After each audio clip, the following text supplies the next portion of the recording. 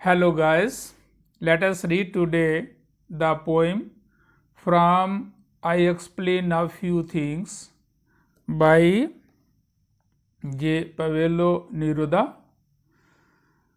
तो आओ इसके बारे में जानने।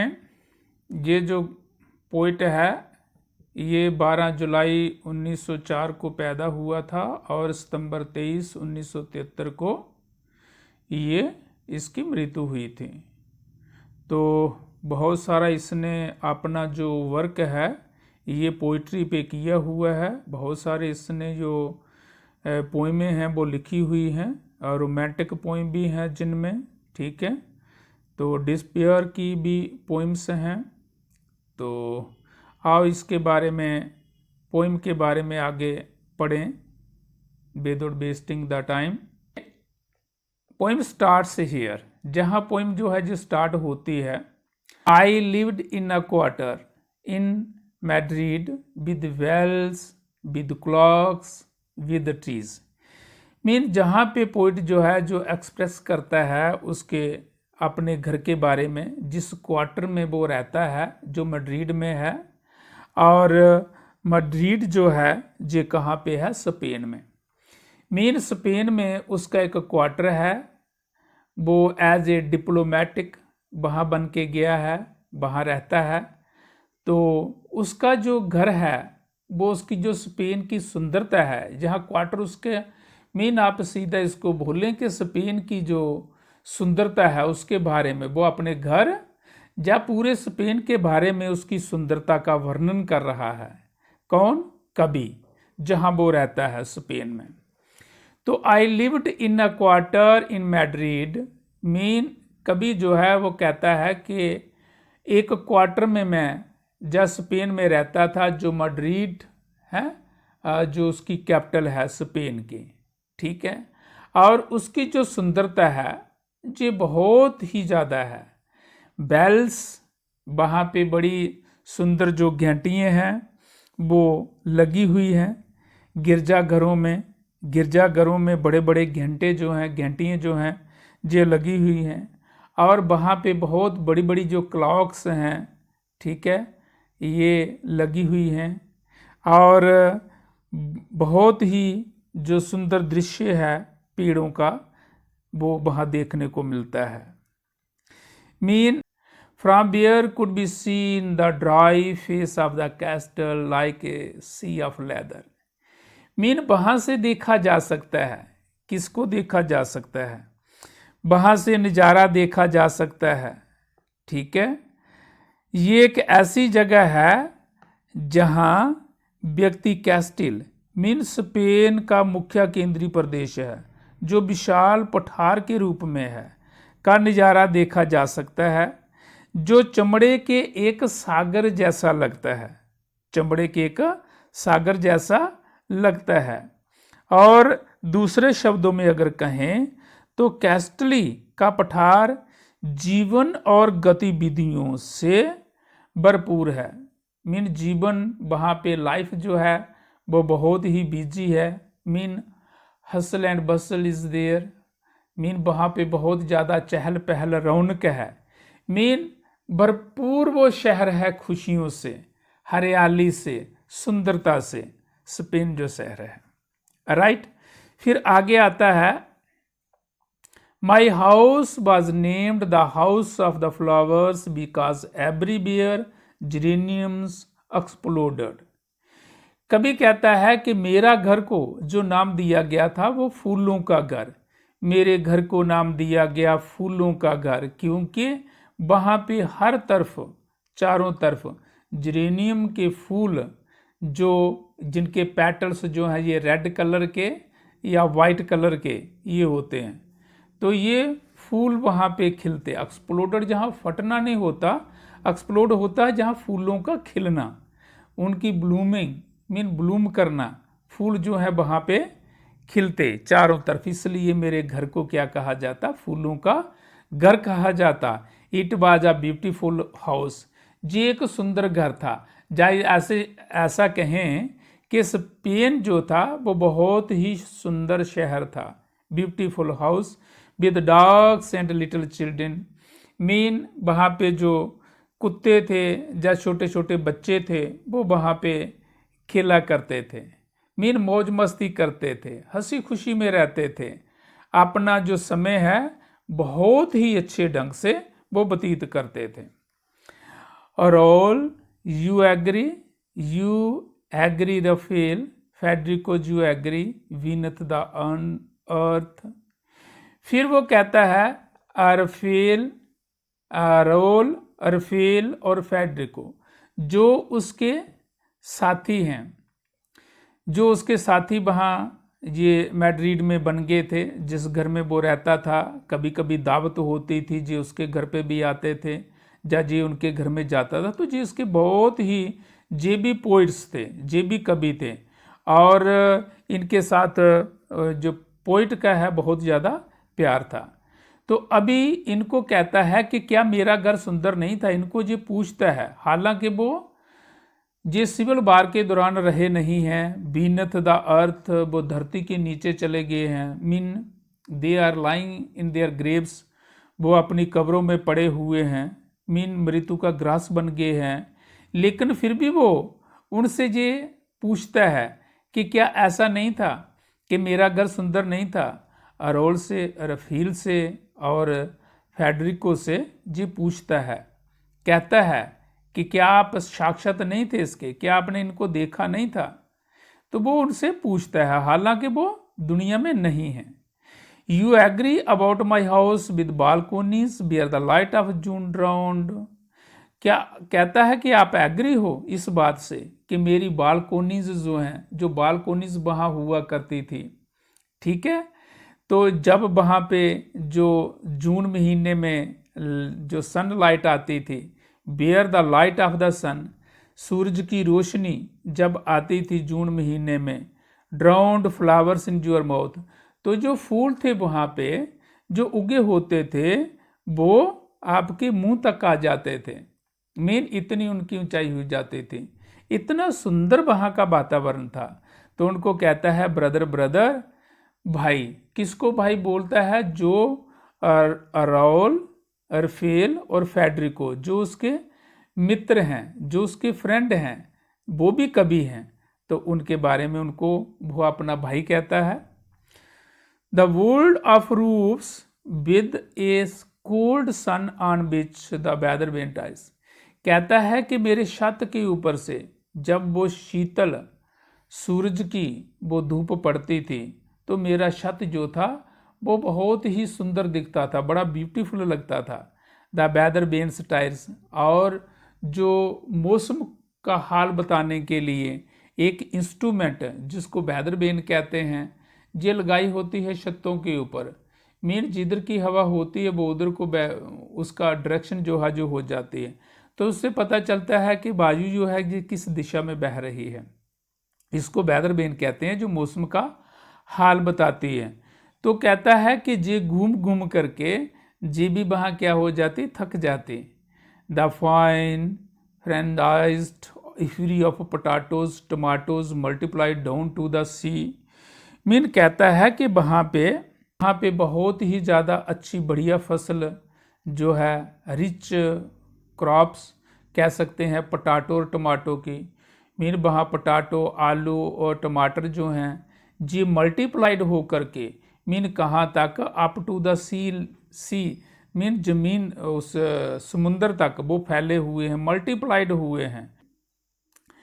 And one morning all of that world and one morning the bonfires left from the earth devouring beings, mean लेकिन देखो इतना सुंदर वातावरण है और एक ही दिन में ये सब कुछ खत्म होने वाला है।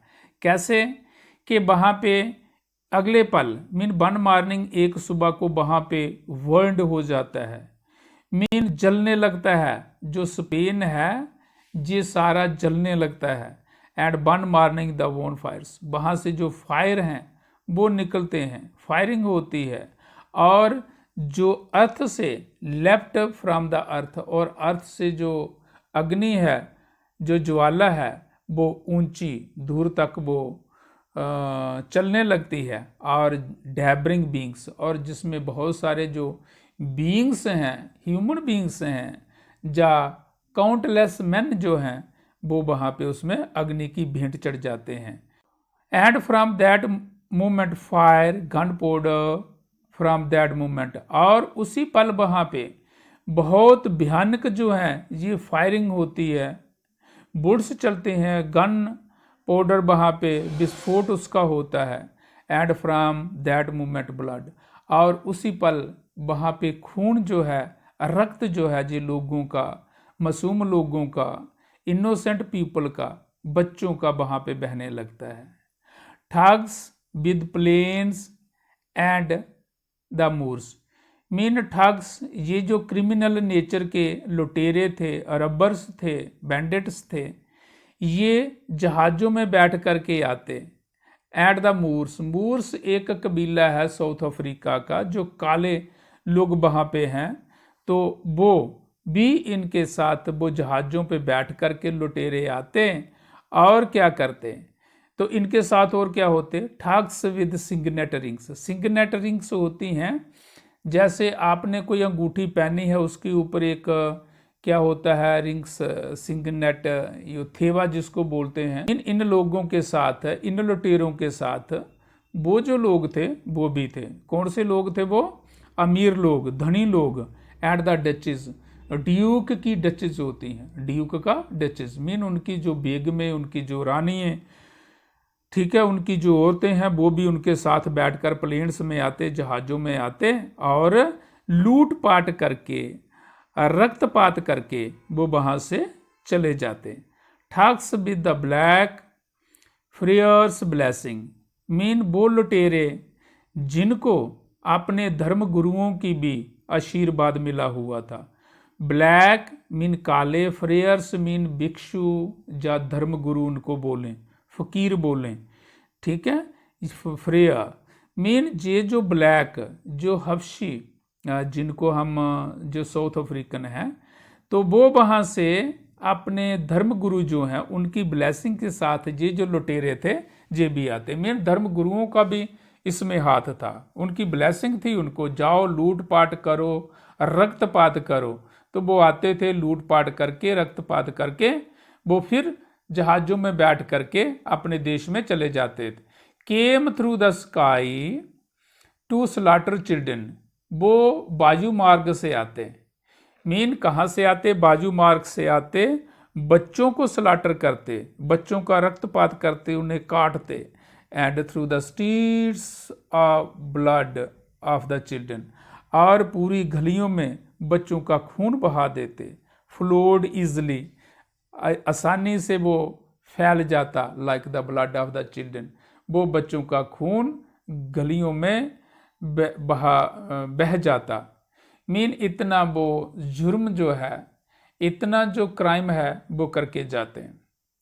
जैकल्स दैट द जैकल्स वो ड्राइव अवे, मीन जैकल्स को श्यार, श्यार मकार लोग होते हैं।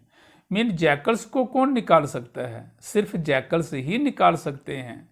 और दूसरा वहाँ पे तो जैकल स्पेन में कोई शांति प्रिय देश था, शांति से रहते थे, तो वहाँ ऐसा कोई नहीं था जो उनको निकाल पाता, ठीक है। श्यारों को सिर्फ श्यार ही निकाल सकते हैं, वुड ड्राइव अवे, उनको खदेड़ सकते हैं, वहाँ से निकाल सकते हैं। लेकिन स्पेन के पीपल जो हैं वो पीस लविंग थे, और उनमें कोई भी ऐसा श्यार जैसा, कोई जैकल्स जैसे वो लोग नहीं थे, मकार लोग नहीं थे, सादे लोग थे, सादगी से जीवन जीते थे। तो कहता है कि jackals that the jackals would drive away, mean श्यारों को श्यार ही निकाल सकते हैं, जैकल को जैकल ही वहाँ से निकाल सकते हैं, खदेड़ सकते हैं, बीट कर सकते हैं, तो उनके साथ लड़ सकते हैं। Stones that the dry thistles would bite and spit out, mean वो इस तरह के पत्थर थे, मीन पत्थरों से उनकी तुलना की है कि ऐसे वो पत्थरों की तरह थे वो इंसान कि अगर उनकी जो कांटेदार, ड्राई थिसल्स होती हैं कांटेदार झाड़ियाँ, अगर कांटेदार झाड़ियाँ भी उनको छू लें तो वो भी छूने से उनको डरती थी। Would bite and spit out, वो भी उनको छूने से डरती थी। मीन वो बड़े ही जालम, खतरनाक, क्रिमिनल नेचर के जो लोग थे और मर्सीलेस थे, उनमें कोई दया भाव नहीं था। Vipers that vipers would hate, mean वो ऐसे अजगर थे। वाइपर्स होते हैं अजगर, तो कई तरह के अजगर होते हैं। तो कहता है कि वो ऐसे अजगर थे जिनके, उन्हीं के नस्ल के अजगर जो थे वो भी नफरत करते थे। वो इस तरह के अजगर थे, इतने जहरीले वो लोग थे। जे उनका कंपैरिजन किया, मतलब बताया है उनके बारे में, सिंबल्स जहाँ यूज़ किए हैं, जैकल्स, वाइपर्स, राइट, और ये ड्राई थिसल्स, ये जो चीज़ें जहाँ ये क्या की हैं, इनका सिंबॉलिक फॉर्म में इनको बताया गया है कि वो जो इंसान थे जो लूटपाट करने आते थे वो वाइपर्स थे, मीन अजगर थे, और इतने विषैले अजगर थे कि उनसे जो कम विषैले अजगर हैं वो भी उनसे नफरत करते थे। नेक्स्ट आता है अगले स्टेंजे में, अपोज्ड टू जू I have seen the blood of Spain rise up. फिर आगे कभी कहता है कि अब आपने इन पर इतना अत्याचार किया, आपने इनको सुप्रेस किया है, दबाया है, अब क्या करेंगे कि अपोज करेंगे, mean they will rise up, uprising will be there. क्योंकि जब किसी चीज़ को दबाया जाता है, उस पर अत्याचार किया जाता है, तो ये नेचुरली है कि वो विरोध की भावना उसके अंदर आती है। अब स्पेन के जो लोग हैं वो आपके विरुद्ध, कभी कहता आपके विरुद्ध वो खड़े होंगे, लड़ेंगे आपसे। अपोज्ड टू जू I have seen the blood, कहता है कि मैंने ऐसा देखा है कि जो आपने उनका रक्त बहाया है वो उसका रिवेंज लेने के लिए, बदला लेने के लिए स्पेन के जो देश के लोग हैं वो खड़े होंगे। अपराइजिंग विल बी देयर, वहाँ पे अपराइजिंग होगा, विद्रोह होगा, और वो विद्रोह करेंगे। टू ड्राउन जू इन अ सिंगल वेब, आप सभी को जो अत्याचारी हो, जो उन पर जुर्म कर रहे हो, जिन्होंने इतना जुर्म किया, तो वो एक ही वेब में, सिंगल वेब में, मीन एक ही झटके में वो आप सबको ले डूबेंगे, मीन खत्म कर देंगे। Put to death, put to sword, छोड़ेंगे नहीं वो आपको। क्यों कि as you sow shall you reap, जैसा आप करते हो वैसा आपको भरना पड़ता है। It is the law of the nature, जो भगवान की बनाई हुई सृष्टि का एक नियम है। As you sow shall you reap, जैसा आपने करना है वैसा आपने भरना है। Mean we have to reap the fruit of our every action, जो भी हम कर्म करते हैं, जो भी हमारे द्वारा कोई कर्म होता है, उसका फल हमें देर या सवेर जरूर मिलेगा, उससे हम वंचित नहीं रह सकते।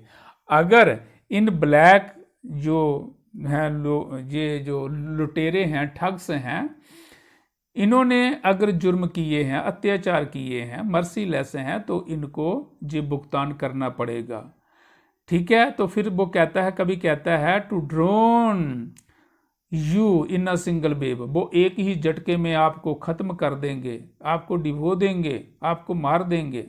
आप प्राइड, जिस घमंड में, वो घमंड आपका टूटेगा, जो प्राइड आपको है, अभिमान जो आपका है, वो अब आपके अभिमान को तोड़ेंगे। They will break your pride and knives, और जिन ये चाकुओं से आपने उनका कत्ल किया है, मर्डर किया है, उनको मारा है, ब्लड शेड किया है, तो वो आपको छोड़ेंगे नहीं।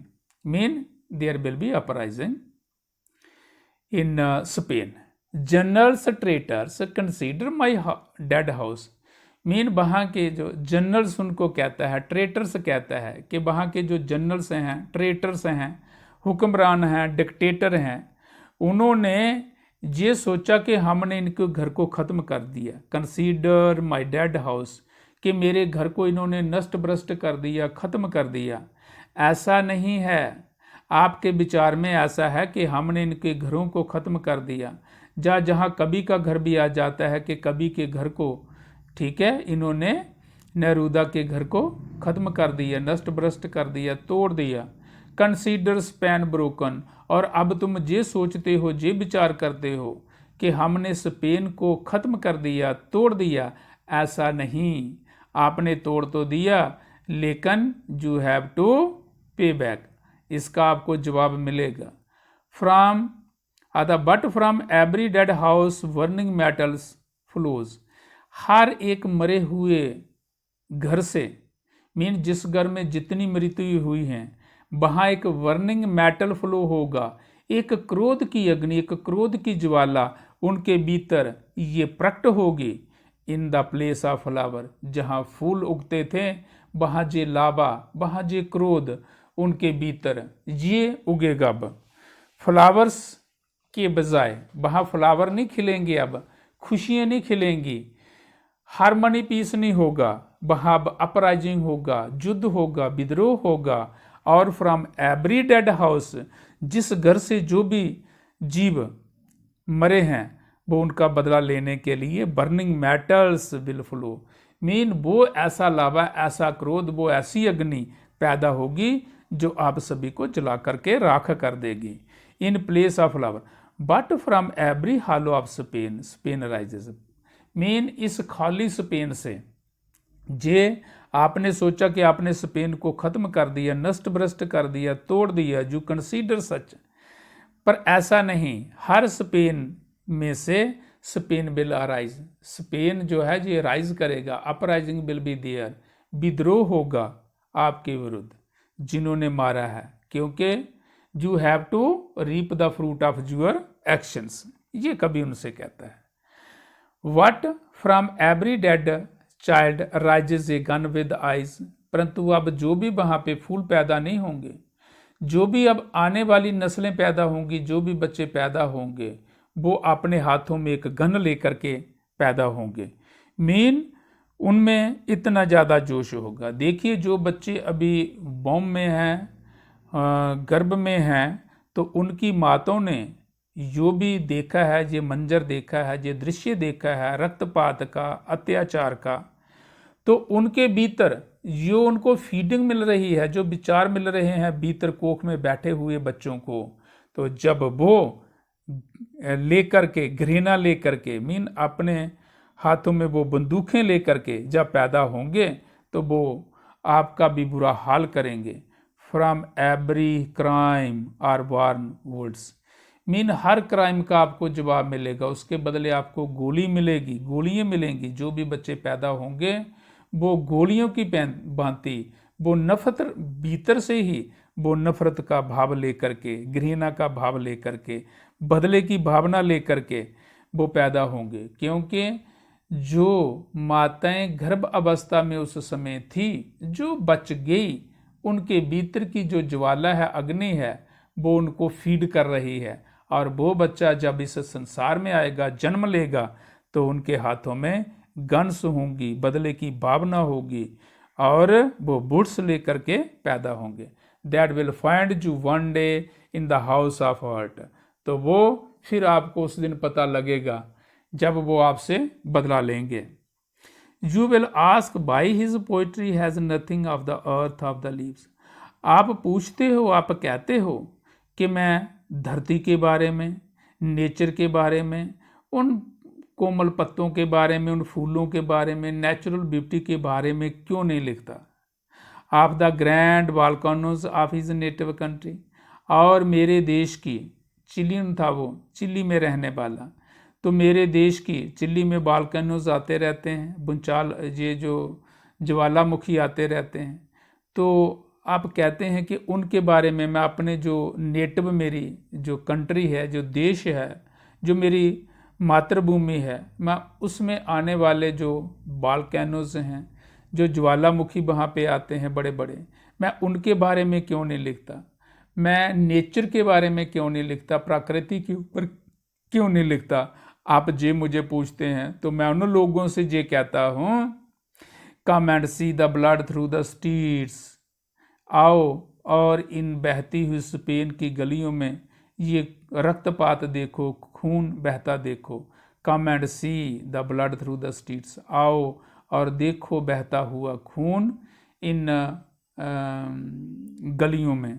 Come and see the blood through the streets, आओ और देखो बहता हुआ खून इन गलियों से, मीन उन स्ट्रीट से, बहता हुआ खून को देखो और आप मुझे कहते हो, फिर आपको जो उत्तर जो है मिल जाएगा कि मैं अब क्यों नहीं। मीन पोइट को जहाँ पे बहुत ही ज़्यादा पीड़ा है, जब उसने, क्योंकि उसके जो मित्र थे, कवि थे, वो भी इस सिविल कोल्ड वार के दौरान वो भी मारे गए थे। तो पोइट वाज वेरी लकी, उस समय उसको घर से बुला लिया गया था, तो वो वहाँ पे मौजूद नहीं था, नहीं तो उसकी भी डेथ वहाँ पे हो जानी थी। तो ये कवि जो है इसको बड़ी पीड़ा है, और ये पीड़ा में इस कविता को लिखता है और कहता है कि आगे चल कर के ये जो लोग हैं ये आपका भी इसी तरह से रिवेंजफुल रहेंगे, बदला लेंगे। ठीक है, that's all from this lesson. Thank you and have a nice day.